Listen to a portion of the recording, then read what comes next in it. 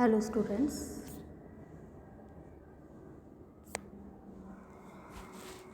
हम MA final history के paper प्राचीन भारत का इतिहास का अध्ययन कर रहे हैं, जिसमें हम शुंगकालीन राजनीतिक एवं सांस्कृतिक इतिहास की चर्चा कर रहे हैं। राजनीतिक इतिहास का चैप्टर हम समाप्त कर चुके हैं। अब हम शुंगकालीन संस्कृति की बात करेंगे। शुंगकाल के समय के विषय में भी हम चर्चा कर चुके हैं। ये मौर्योत्तरकालीन समय था। सबसे पहले आप सबको ये जानने की ज़रूरत है कि समाज और संस्कृति का जो विकास होता है वो सने सनी होता है और समय विशेष की विशेषताओं को भी समाहित किए हुए होता है, लेकिन साथ ही उसमें पूर्ववर्ती समय की निरंतरता के भी तत्व होते हैं। तो जब भी हम संस्कृति को समझने की कोशिश करते हैं तो हमें इस बात को ध्यान में रखना चाहिए कि ये चेतना या जीवंतता अपने पूर्ववर्ती चरणों से पूर्णतः विलग नहीं होती है। इस चेतना का आधार, इस चेतना की जो पृष्ठभूमि होती है, इस चेतना का जो कह सकते हैं जेस्ट होता है, वो पूर्ववर्ती जो विकास क्रम होता है, पूर्ववर्ती जो चरण होते हैं, उनके अंदर ही समाहित होता है। यद्यपि उस समय विशेष में होने वाले घटनाक्रमों से ये अपने समय की अनेक विशेषताओं को भी उजागर करता है।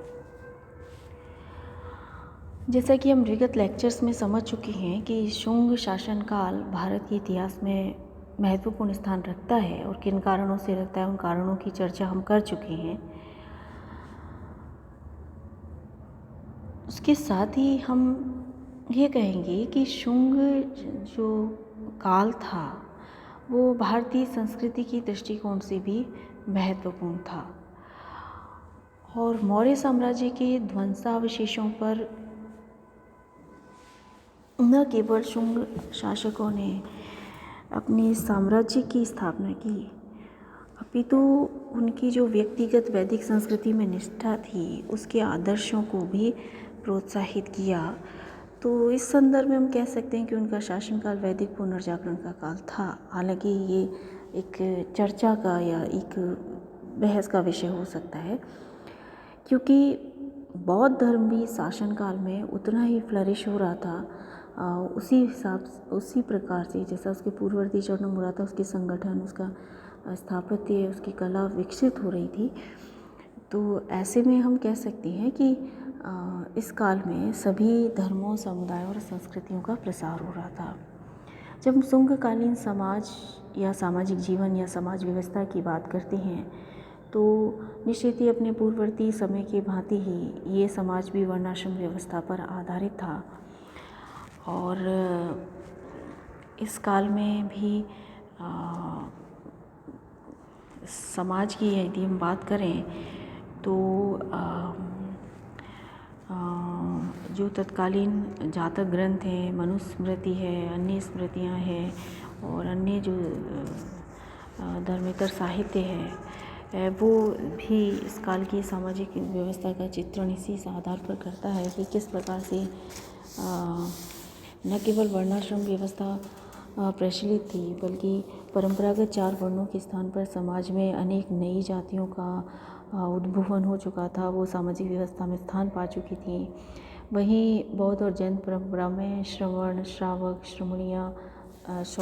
श्रवण और भिक्षु, श्रमण और अन्य जो मान्यताओं के लोग थे, वो भी इस व्यवस्था में अपनी अपनी मान्यता, विश्वासों और आस्थाओं के आधार पर सामाजिक व्यवस्था में अपना योगदान दे रहे थे। शुंगकालीन समाज में यदि हम स्त्रियों की बात करें तो स्त्रियों की स्थिति जैसा कि प्राचीन भारत में हम देखते हैं लगभग उसी प्रकार की है। उसी प्रकार समाज में 8 प्रकार के विवाह प्रचलित थे: ब्रह्म विवाह, दैव विवाह, आर्ष विवाह, प्राजापत्य विवाह, असुर, गांधर्व, राक्षस, पैशाच विवाह। वहीं अंतर्वर्ण विवाह भी इस काल में उनके भी उदाहरण मिलते हैं, जिन्हें अनुलोम प्रतिलोम विवाह कहा जाता है, जिन्हें शास्त्रों में निंदनीय बताया गया है। तो कमोवेश स्त्रियों की स्थिति उसी प्रकार से वर्ण व्यवस्था के अंदर जिस तरीके से एक कहेंगे टिपिकल प्रकार की थी मौर्योत्तरकालीन समाज में या शुंगकालीन समाज में स्त्रियों की दशा उसी प्रकार की थी।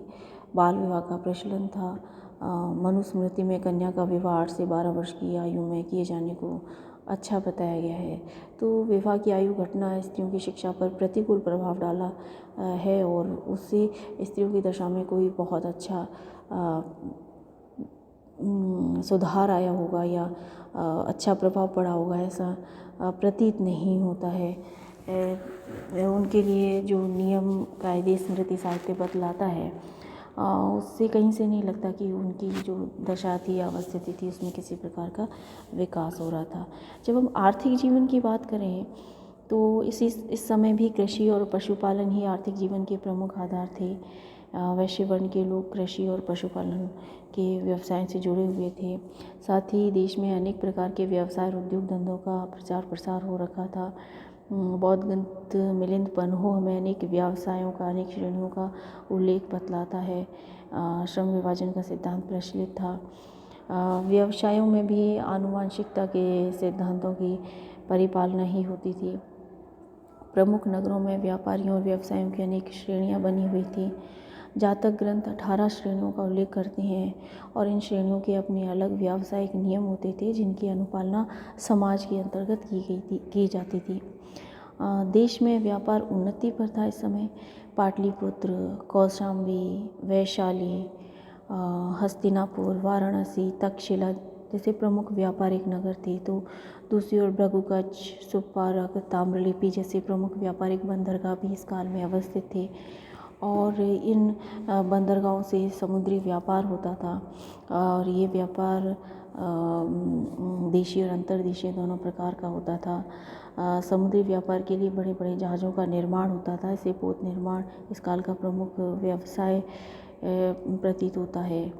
रेशमी वस्त्र, हीरे जवाहरात, हाथी दांत की वस्तुएं, अनेक प्रकार के मसाले विदेशों को भेजे जाते थे।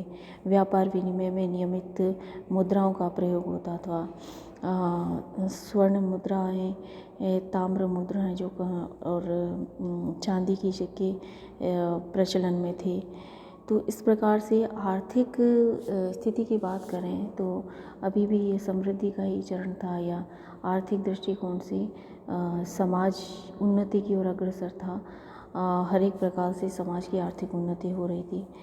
अब दूसरी ओर हम धार्मिक दशाओं की बात करें तो धार्मिक जो विश्वास थे इस समय के उनकी चर्चा हालांकि हम विगत लेक्चर में कर चुके हैं, फिर भी दोबारा से थोड़ा सा समझ लेते हैं।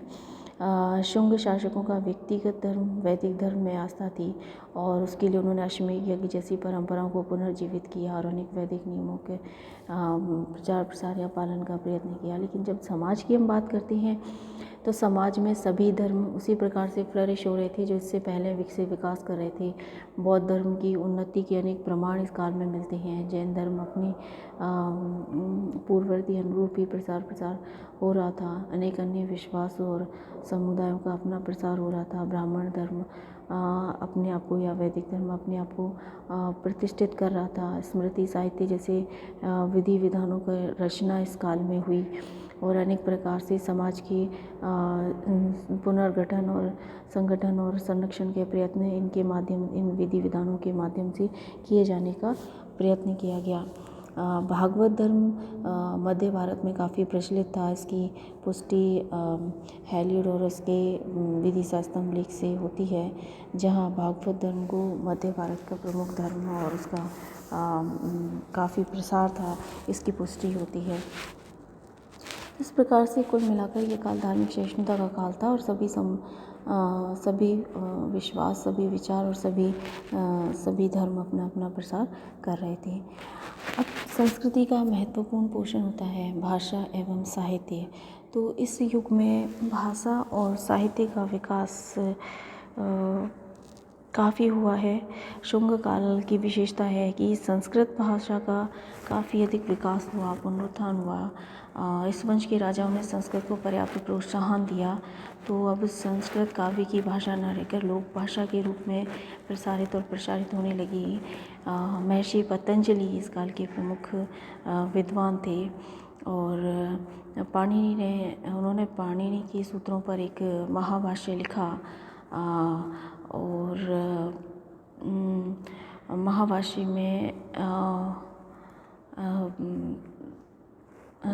उस समय के व्याकरण पर अनेक चर्चाएं और अनेक प्रकार के वाद विवाद किए गए हैं। स्मृति साहित्य वो भी संस्कृत में रचा गया, वो इसी काल में लिखा गया है। तो इस प्रकार से शुंगों के समय में संस्कृत का काफ़ी विकास हुआ। लेकिन सिर्फ संस्कृत का ही विकास नहीं हुआ, इस काल में अनेक जातक कथाओं का भी निर्माण हुआ, तो पाली और प्राकृत का प्रचार प्रसार भी उसी प्रकार से हुआ है। तो इस प्रकार से भाषा और साहित्य के दृष्टिकोण से ये काल काफ़ी समृद्ध काल था और हर एक भाषा, चाहे वो आमजन की बोलचाल की भाषा हो या फिर संस्कृत हो, सभी का विकास इस काल में हो रहा था। अब हम बात करते हैं शुंग काल में कला एवं स्थापत्य की, क्योंकि कला एवं स्थापत्य किसी भी संस्कृति का प्रमुख भाग होता है और संस्कृति की अनेक विशेषताओं का परिरक्षण कला और स्थापत्य के माध्यम से हम देखते हैं।